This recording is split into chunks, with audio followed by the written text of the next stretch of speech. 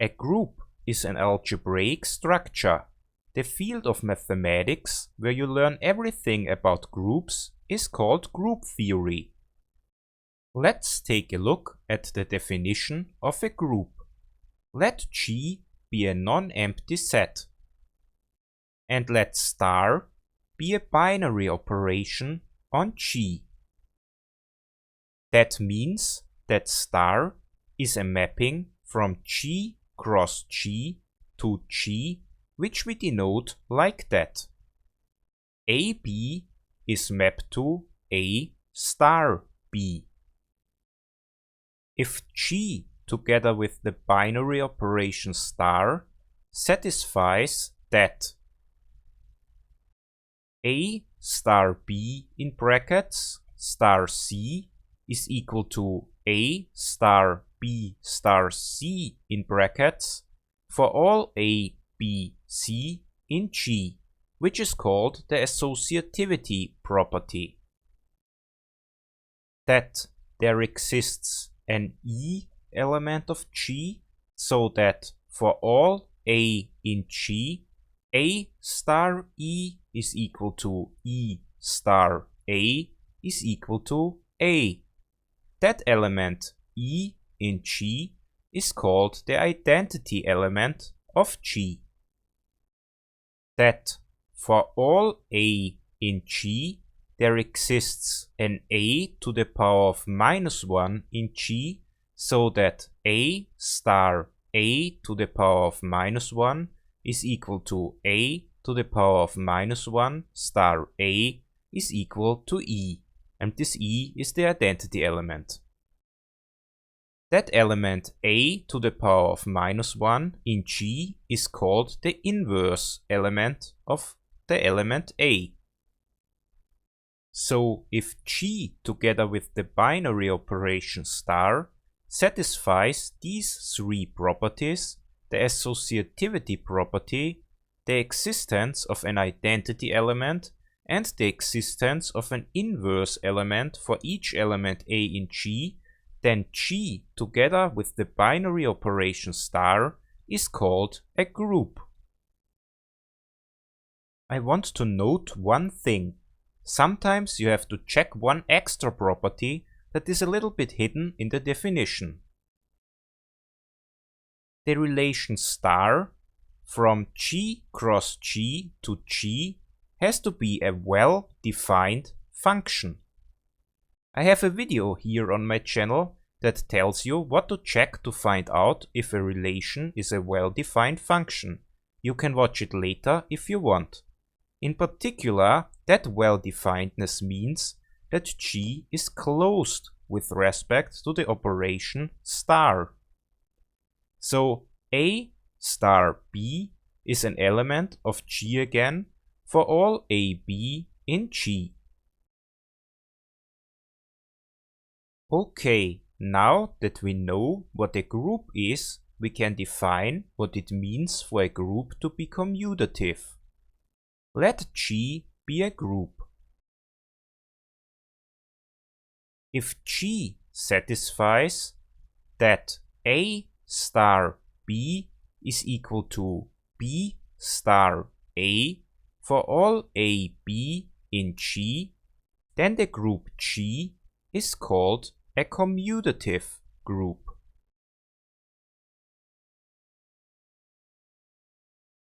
Let's take a look at an example. The set of all integers, set, together with the normal plus operation, forms a group. We want to show that. So, first of all, the plus operation is a well-defined function. In particular, the set of all integers, set, is closed because A plus B is an integer number again if A and B are integers. Okay, the next thing we have to check is associativity. A plus B in brackets plus C has to be equal to A plus B plus c in brackets for all integer numbers a, b and c. It should be clear that this holds true. In the integers, it doesn't matter if you summarize a and b first and then add c, or if you summarize b and c at first and then add the result to a. It's all the same, so the associativity holds true. The second property is the existence of an identity element. So we have to find an integer e so that a plus e is equal to e plus a is equal to a for all integers a. That identity element is equal to 0 because a plus 0 is equal to 0 plus a is equal to a for all integers a. So we have found our identity element. It's 0. The last property we have to check is the existence of an inverse element for each integer a.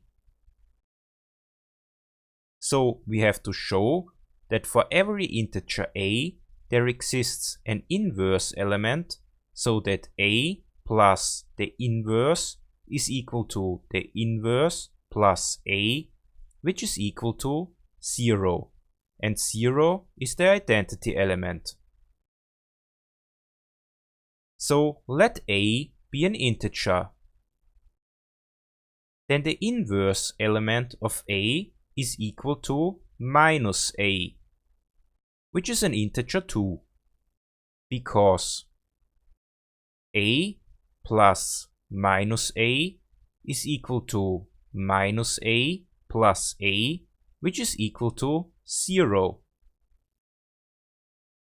So each integer a has an inverse element. It's the element minus a, because this here holds true. So we have also shown that property here.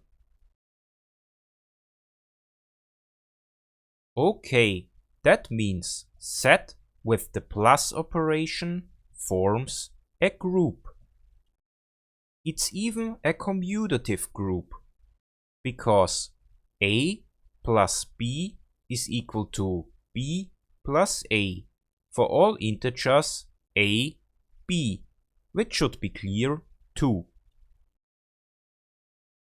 Okay, I hope you understand now what you have to check to find out if a non-empty set together with a binary operation is a group. If you liked this video, please consider subscribing to my channel. It would help and motivate me to keep creating videos.